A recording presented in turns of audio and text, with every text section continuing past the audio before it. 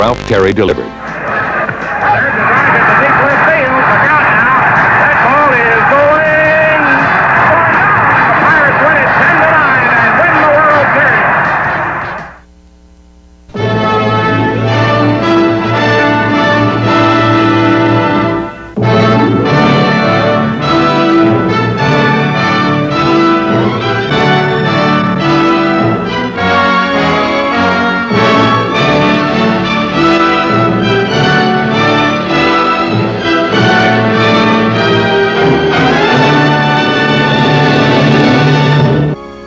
I'm Mike Wallace, and this is Biography.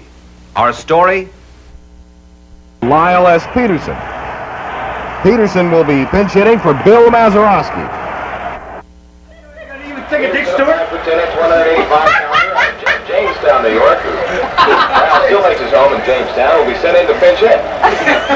Peterson hasn't been used much by the Pirates. He's joined the break in August. In fact, he's been used mostly in the late innings for defensive purposes. What about Lyle is that he's more of a glove man than a hitter.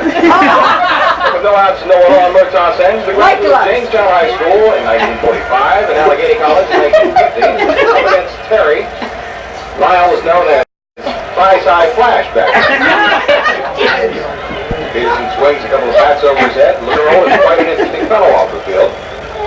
First guy knows Peterson's not only a horseback rider, but loves to tell his Pirate teammates stories. It's a real gift for the gab. Our men in the booth tell me that among Peterson's family and friends here at Morvis Field today, hoping their man can come through and get on base to start a rally, are his wife Gladys, his uncle Eric Peterson, and former Pirate great Barry Deach. Barry Deach. Born in Jamestown, New York, still lives there. This is clever. Fans from that neck of the woods are watching right now.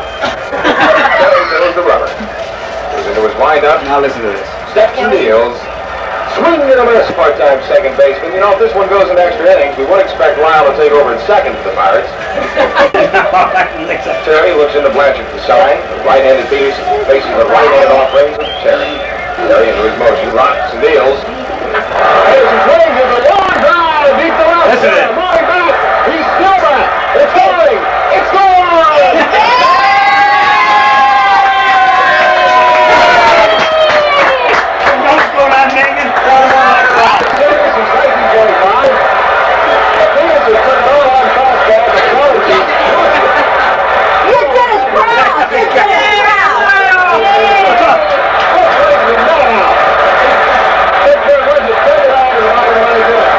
Boss in the back when that happened. I knocked the cigar right out of his mouth.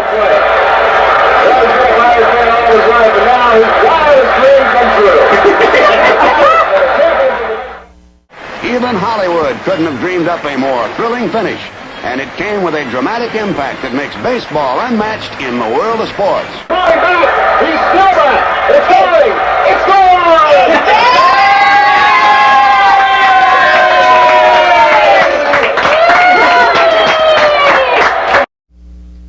You and your dad went to Pittsburgh to see baseball? We went every year.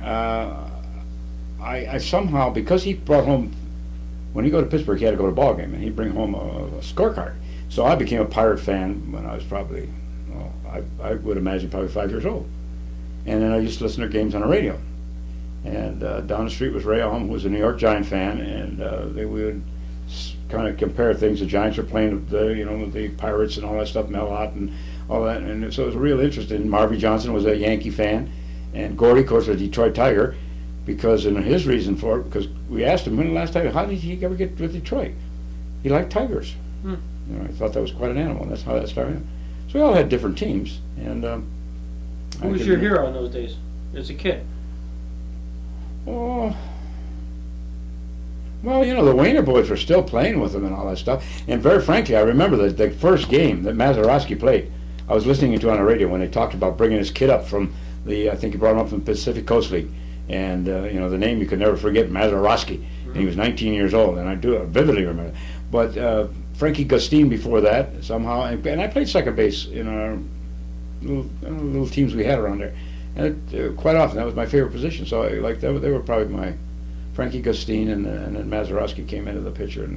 But Gustine would have been the one probably. And Albie Fletcher, of course, played first base, and he was an idol too. So So, yeah, I was always, and then my first game I went down there was 1938 or 39, and it was the biggest thrill of my life was to walk into Forest Field, you know, because you'd been hearing it on the radio described about the Iron Gate and Rosie Roosevelt in the pockets, you know, and you just didn't really know what these things were. I didn't even know what I was going to expect when I walked in there. And here was this big facade of dirt and steel in Pittsburgh, because, you know, Pittsburgh was a, you know, you never saw the sun down there because of the steel industry.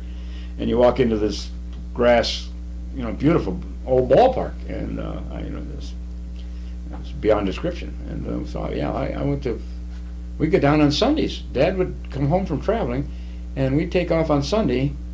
He and I and Whitey, Uncle Whitey, and Donnie Nagel, and any other buddy that I took with me, we'd go down and see a doubleheader in Pittsburgh and come back. And I think we did that with you kids more than once, and that's quite a trip to do it. But you know, we loved it. And Pittsburgh had some pretty good teams, and then they had a lot of bad teams there in the 50s. They weren't, but we still stuck with them. You never knew who was going to win a ball game. That's baseball.